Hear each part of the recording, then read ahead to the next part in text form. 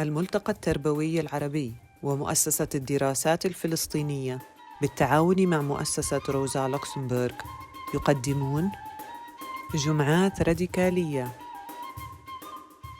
تستكشف هذه السلسلة من الندوات الافتراضية التجليات المختلفة للتربية الراديكالية الفلسطينية على مدار قرن من الزمان وما نتج عنها من أنماط تربوية، على أمل أن تساهم في حراك إقليمي وعالمي نحو شكل جديد من التربية والتعليم. الندوة الثامنة: التعلم الأهلي كما يتجلى في العمارة والتطريز. المتحدثون: سعاد العامري، وداد وميري عوار، نادية عبد النور. I grew up in Jordan because in 1948 we became refugees like 90% of the population then.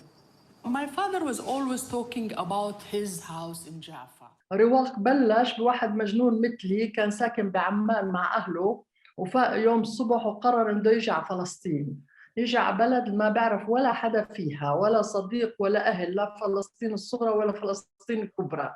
بتذكر أكثر إشي أثر فيه كان هو لما بابا كان يحكي على كيف الإسرائيليين دمروا 420 قرية، وأنا قاعدة طفلة في عمان أتخيل كيف هي فلسطين، وأتخيل كيف بهالبلدوزر اجوا ودمروا 420 قرية.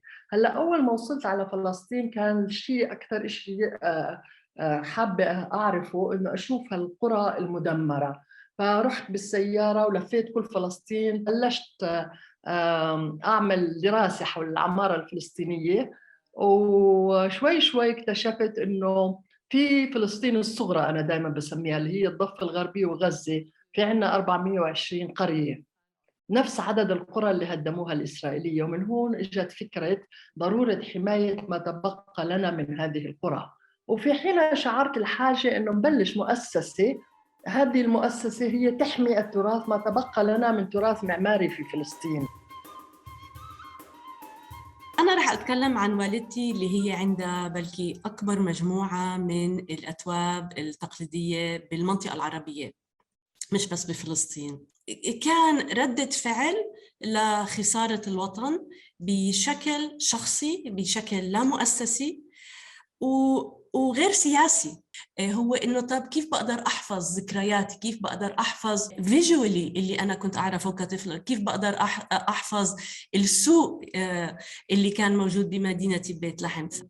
كان عندها ذاكرة بفلسطين بمدينتها بيت لحم، ودرست بلبنان. ولما رجعت بلبنان أظني كان أول الخمسينات، لقت إنه كان في حقيقة مختلفة تماماً وعيشة مختلفة. صار بيت لحم فيه لاجئين، فتزوجت وانتقلت على الأردن، وبعدها صار في حرب 67، فكان في كمان كارثة وكمان لجوء.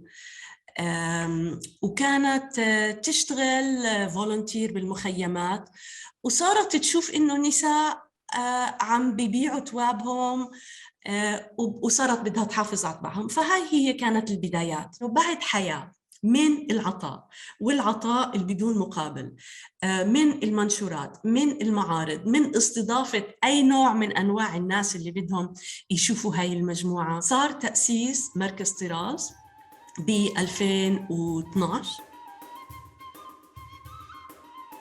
كان في ست سيرين شهيد بنيويورك وشافت مخدات فلسطينية وفاتت على الجاليري بدها تشوف ومبسوطة، وقالوا لها هيدا شغل إسرائيلي، هيدول المخدات إسرائيلية. رجعت على بيروت وقالت لهم بدنا نبلش تطريز، ولا ممكن نخلي الإسرائيلية يسرقوا لنا تطريزنا الفلسطيني. وهيك بلش بالتطريز، وكانوا يروحوا على المخيمات يعلموا الستات كيف يطرزوا بطريقة مرتبة وشو النوع التطريز بدهم اياه.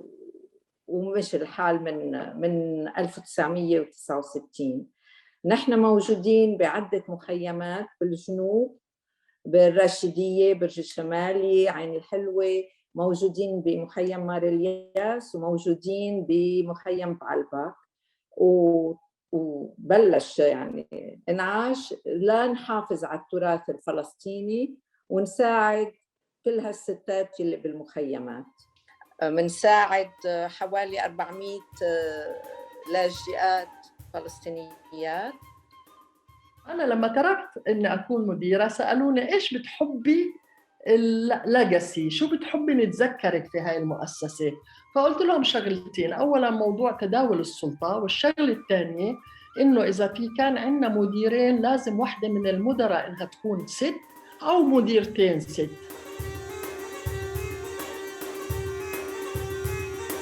باختصار 3 أنواع من النساء اللي هن التاريخ الاجتماعي اللي أثروا على تراث اللباس، اللاجئات الفلسطينيات اللي جمعت منهم المجموعة، والثالث هن اللي تفاعلت معهم اللي دخلوا بالاقتصاد واقتصاد المرأة وعمل المرأة.